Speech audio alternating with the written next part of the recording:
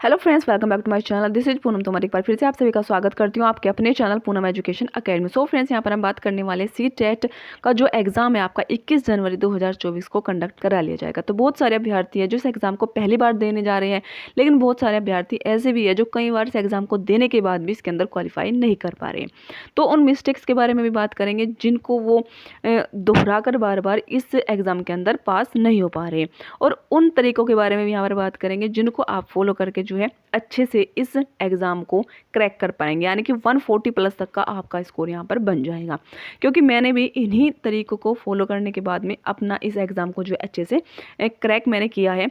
तो आपको जो है मैं बताना चाहती हूँ कि किस तरह आप भी इसको आसानी से क्रैक कर पाएंगे। अगर आप हमारे चैनल पर नए हैं तो प्लीज़ चैनल को सब्सक्राइब ज़रूर करना, और ऐसी ऑथेंटिक वीडियो को पाने के लिए हमारे चैनल के साथ में बने रहिए। तो चलिए फ्रेंड्स, बिना टाइम को वेस्ट किए अपनी इस वीडियो को स्टार्ट करते हैं। जो एग्ज़ाम है वो आपका 150 मार्क्स का यहाँ पर हो जाता है।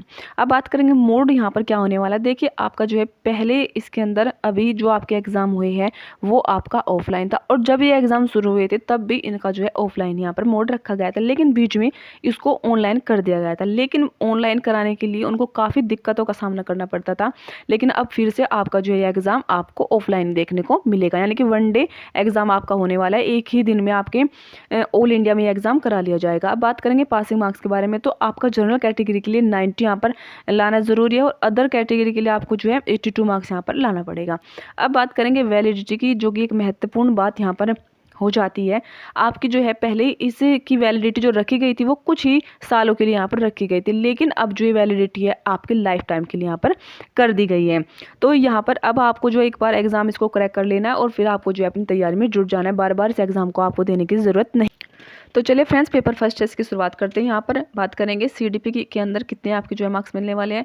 तो 30 मार्क्स आपको इसके लिए दिए जाएंगे। वीएस के लिए भी आपके 30 मार्क्स हो जाएंगे। मैथमेटिक्स के लिए आपको 30 मार्क्स यहाँ पर मिलने वाले हैं। अब बात करेंगे लैंग्वेज फर्स्ट और लैंग्वेज सेकंड के बारे में।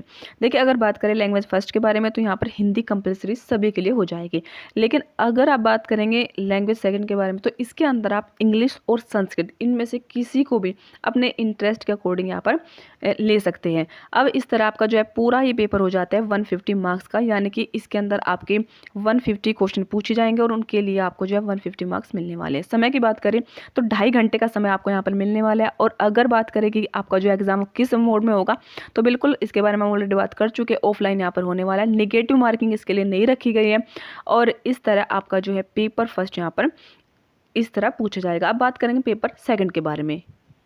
देख सकते हैं सीडीपी का सेम यहाँ पर रहने वाला है। सीडीपी यहाँ पर भी जो है आपकी 30 मार्क्स की आपके यहाँ पर जो है पूछी जाएगी। तो इस तरह सीडीपी के लिए भी आपको जो है 30 यहाँ पर जो है मार्क्स मिल जाएंगे। अब बात करेंगे एसएसटी, या फिर इसके अलावा जो साइंस के स्टूडेंट है वो यहाँ पर साइंस और मैथ्स के उनके यहाँ पर क्वेश्चन बनने वाले हैं, जो कि आपके 60 मार्क्स के हो जाएंगे।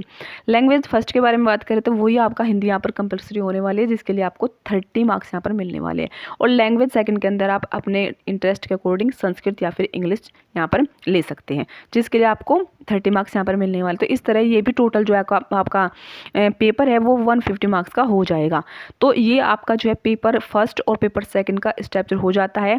लेकिन यहाँ पर मैं आपको बताना चाहूँगी, क्योंकि आप सभी इस चीज़ से अवगत है कि जो सुप्रीम कोर्ट का आदेश आता है जिसके अंदर बीएड को प्राइमरी में से बाहर का रास्ता दिखा दिया गया है, यानी कि अगर आपने बीटीसी, डीएलएड वगैरह कोई डिप्लोमा किया है तो उसके अंदर आपको जो है दोनों एग्ज़ाम देने चाहिए, क्योंकि इसका आपको बेनिफिट देखने को ज़रूर मिलेगा। आपको प्रमोशन वगैरह में पेपर 2 बहुत ही यूज़फुल ये। तो सबसे पहले बात करेंगे मिस्टेक्स के बारे में। देखिए, सबसे पहले आपको जो है जिस भी एग्ज़ाम की आप तैयारी देते हैं, सी टेट की नहीं, इसके अलावा अगर किसी भी एग्ज़ाम की आप तैयारी दे रहे हैं तो उसके अंदर आपको सिलेबस की नॉलेज होनी ज़रूरी है। उसके अंदर आपको चेक करना है कि क्या आपका जो है पैटर्न है वो चेंज हुआ है या नहीं हुआ है। तो अपने पैटर्न के अकॉर्डिंग आपको तैयारी करनी होगी। ग्रामर क्योंकि इसके अंदर नहीं पूछा जाता, 1-2 क्वेश्चन आपके हिंदी या इंग्लिश या फिर आपके संस्कृत हो जाती है, उनके अंदर से आपका पूछा जाता है, लेकिन वो बहुत ही कॉमन सा फैक्ट हो जाता है। उसके अंदर आपको डीप में ग्रामर पढ़ने की ज़रूरत नहीं है। तो इस तरह से भी आप अपना समय यहाँ पर बचा सकते हैं। अगर बात करें पेडागोजी के बारे में तो यहाँ पर 50% से अधिक पेडागोजी इस एग्ज़ाम के अंदर पूछी जाती है।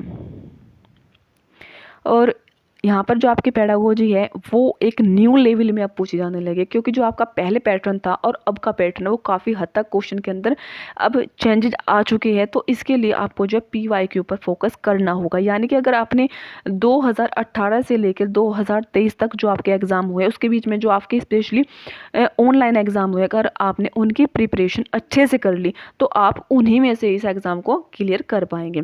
तो अब बात करेंगे कि इसके अलावा आपको जो बाकी के सब्जेक्ट है, यानी कि जो आपके इसके अंदर सब्जेक्ट देखे हैं, CDP हो जाता है, आपका EVS हो जाता है, आपका जो SST, साइंस, मैथ, हिंदी और संस्कृत, इंग्लिश, ये आपको कहाँ से तैयार करने हैं तो उनके बारे में भी हम यहाँ पर। सो फ्रेंड्स, अगर बात करें EVS के बारे में, देखिए EVS का जो आपका सेक्शन है वो आपका पेपर फर्स्ट का ये पार्ट हो जाता है। तो इसके अंदर आपको क्लास 3rd, 4th और 5th इनकी NCERT पढ़नी होगी और वहीं से आपको पेडागोजी के क्वेश्चन भी मिल जाएंगे। क्योंकि अगर आपने देखा होगा, पढ़ा होगा आपने NCERT की बुक्स को, तो उनकी जो एक्सरसाइज ख़त्म हो जाती है तो उनके तुरंत बाद ही आपको कुछ एक्टिविटी देखने को मिलती है कि आप अपनी क्लास में इस तरह से ये सिचुएशन है कैसे करने को उनको दोगे, किस तरह बच्चों उनको अपने आप से कर पाएंगे। तो इस तरह की एक्टिविटी यानी कि एक पेडागोजी का पार्ट है जिससे आप जो है बच्चों के अकॉर्डिंग सोचते हैं, तो वहाँ से आपका पेडागोजी वाला पोर्शन भी हो जाएगा।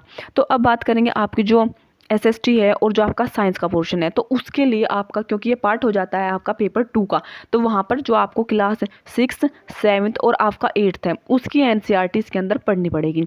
तो इसके अंदर आपका काफ़ी बड़ा सिलेबस है, तो आपको डिटेल में ये चीज़ें पढ़नी पड़ेगी अगर आप अपना स्कोर सिर्फ यहाँ तक सीमित नहीं रखते कि आपको पेपर पास करना है, क्योंकि पास तो आपका PYQ में से ही हो जाएगा। लेकिन यहाँ पर जैसे यूपी के अंदर अब वैकेंसी आपको देखने को मिलने वाली है जल्दी, और ये अंदाज़ा लगाया जा रहा है कि चुनाव से पहले आपको वैकेंसी देखने को मिल जाएगी। तो उसके अंदर बातें निकल कर सामने आ रही है कि जो आपका CTET या फिर UPTET है उनके मार्क्स भी इसके अंदर ऐड किए जाएंगे। तो यहाँ पर उसके लिए यहाँ पर आपको बेनिफिट मिल जाएगा। तो केवल क्वालिफाई करने पर ही आप ना रहे, अपना स्कोर यहाँ पर बेहतर लाने का प्रयास करें। तो इस तरह आपकी जो NCERT के माध्यम से आपकी EVS, SST और साइंस, ये तीनों ही बुक यहाँ पे अच्छे से क्लियर हो जाए। तो यहाँ पर अब बात करेंगे मैथमेटिक्स के बारे में। देखिए मैथमेटिक्स का अगर आप पेपर फर्स्ट दे रहे हैं तो आपको 3 से कक्षा 5 तक आपके NCERT आप जो है इसमें अच्छे से आपको जो है क्वेश्चन को सोल्व कर लेना है। अगर आप तैयारी कर रहे हैं पेपर सेकंड की तो यहाँ पर आपको जो है 6 to 8 तक की NCERT यहाँ पर आपको जो है कर लेनी है, जिसके अंदर आपको मैथमेटिक्स में से आराम से अच्छे खासे नंबर यहाँ पर मिल जाएंगे। क्योंकि इसका जो पूरा एग्जाम है वो सिर्फ आपके NCERT की बुकों में से ही कंडक्ट करा लिया जाता है। अब तक ऐसा नहीं हुआ है कोई इक्का दुक्का क्वेश्चन छोड़ के बाहर से आ गया, लेकिन ज़्यादा क्वेश्चन से बाहर से नहीं आते हैं। मोस्टली अगर बात करें तो 1-2 क्वेश्चन को छोड़कर सभी का जो सिलेबस है वो NCERT में से ही पूछा जाता है। तो चलिए फ्रेंड्स, अब बाकी 3 सब्जेक्ट के बारे में भी यहाँ पर हम बातें करेंगे। जो आपके हिंदी, इंग्लिश और संस्कृत है, इनको आपको कैसे तैयार करना है। देखिए इनके अंदर आपके पैराग्राफ पूछे जाते हैं 15 नंबर के, और 15 नंबर के आपके यहाँ पर पूछी जाती है पेडागोजी। तो इनको आप जो है PYQ के द्वारा अच्छे से यहाँ पर इनको तैयार कर सकते हैं, क्योंकि उसके अंदर आपको नए नए पैराग्राफ देखने को मिलेगा और आप जो है खुद से एनालाइज कर पाएंगे किस तरह के क्वेश्चन अब तक बनते आए हैं। उसी के आधार पर आप जो है इनको तैयार कर पाएंगे।